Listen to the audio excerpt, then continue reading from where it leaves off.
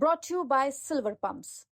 Top quality और consistent performance के लिए सिर्फ सिल्वर पंप्स नाम याद रखना। जय हिंद साथियों, यह सच्चाई है कि आप दोस्त बदल सकते हैं मगर अपना पड़ोसी नहीं। और अगर पड़ोसी पाकिस्तान जैसा हो तो उसे ठीक करने के लिए कठोर दंड देना हमारा पहला कर्तव्य है। आज भारत सिर्फ पाकिस्तान नहीं बल्कि क्रूरता, बर्बरता और आतंकी मानसिकता के खिलाफ एक जंग लड़ रहा है। हमारी सेना जिस अद्भुत वीरता और शौर्य से लड़ रही है उससे साफ है कि इस बार आतंकवाद का खात्मा होकर रहेगा। बस हम सबको अपने अपने ईश्वर, अपने अपने भगवान से सैनिकों की सलामती की दुआ करनी है, प्रार्थना करनी है और उनके परिवारों के साथ खड़े होकर उनका साहस और मनोबल बढ़ाना है। जिन परिवारों से निकलकर कर्नल सोफिया कुरैशी और विंग कमांडर व्योमिका सिंह जैसी बेटियां तिरंगे की शान संभाल रही हैं, जिन परिवारों के बेटे सरहद पर दुश्मन का मुकाबला कर रहे हैं, उन परिवारों के साथ चट्टान की तरह खड़ा होना है। दुनिया जानती है कि हमारा ये उसूल है, ना हम किसी को पहले छेड़ते हैं और ना ही बाद में किसी को छोड़ते हैं। 22 अप्रैल को पहलगाम में पाकिस्तानी आतंकियों ने जिस कायरता और क्रूरता से हमारे निहत्थे लोगों की हत्या की थी वो मानवता के इतिहास पर एक कलंक की तरह है। सो हमने भी अपने बहनों के सिंदूर का बदला ऑपरेशन सिंदूर की पहली इंस्टॉलमेंट से ले लिया, मगर पाकिस्तान अपनी गलती मानने की बजाय भारत को ही आंख दिखाने लगा। उसने अपनी गलती स्वीकारने की जगह सीमा पर हमारे बेकसूर नागरिकों को और बच्चों को निशाना बनाने का आपराधिक प्रयास किया।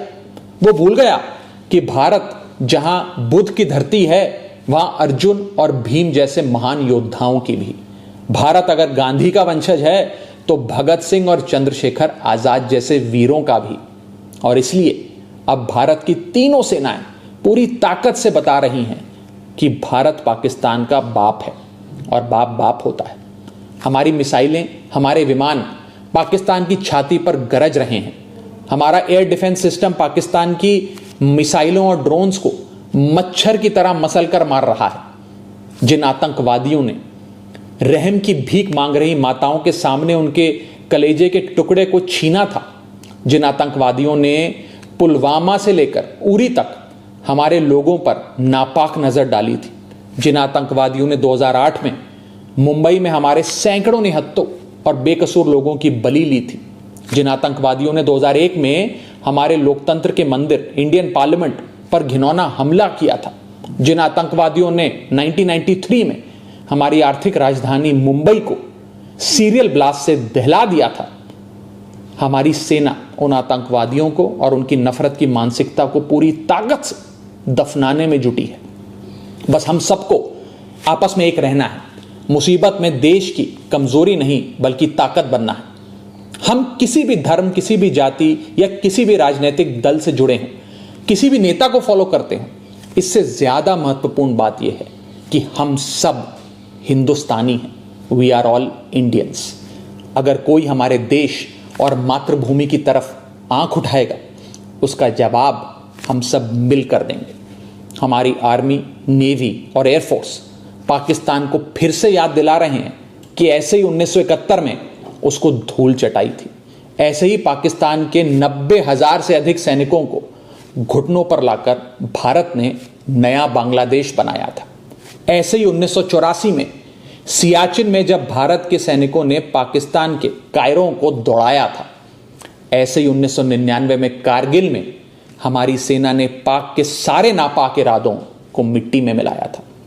मगर पाकिस्तान की मेमोरी लगता है कमजोर है, इसलिए समय समय पर याद दिलाना पड़ता है। जो देश 24 घंटे 365 दिन पूरी दुनिया के सामने भीख का कटोरा लेकर खड़ा रहता है, जो देश अपने बच्चों के हिस्से का दूध आतंकियों को पिलाता है, उसका फन कुचलने का इस बार इरादा हर हिंदुस्तानी ने ठान लिया है।